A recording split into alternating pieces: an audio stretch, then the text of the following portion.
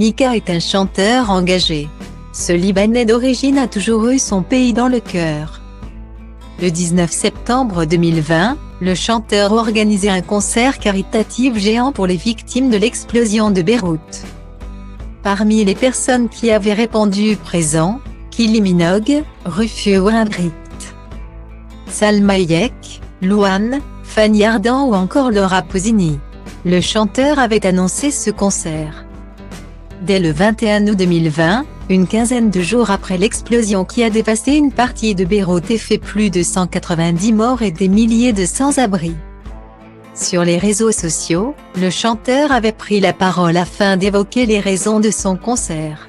« Je suis né à Beyrouth en 1983, avait évoqué Mika. Et ça m'a fait penser à beaucoup de choses de mon enfance. Et ça m'a fait revenir beaucoup de souvenirs. » Pour le chanteur, organiser ce concert était un geste de solidarité. Pour raconter le côté humain, sans parler de politique, juste pour 1h40, on éteint la politique et on parle du côté humain. Avait-il écrit sur Twitter. Le dimanche 15 août 2021, le coach de The Voice sur TF1 a eu une pensée émue pour les Libanais qui traversent une crise économique sans précédent mais aussi pour le peuple afghan plongé dans un véritable cauchemar.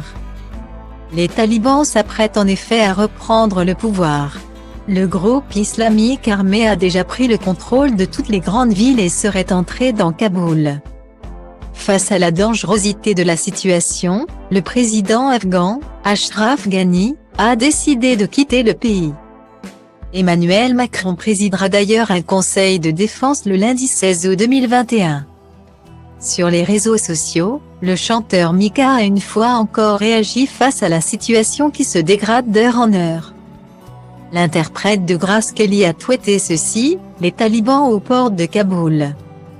Blackout au Liban. Deux pays, berceau de l'humanité, s'enfoncent un peu plus dans les ténèbres et l'obscurité. Je me sens le frère de ces femmes, ces hommes, ces enfants martyrs. Ne les abandonnons pas. » Le tweet posté le dimanche 15 août a été repartagé de nombreuses fois par les internautes.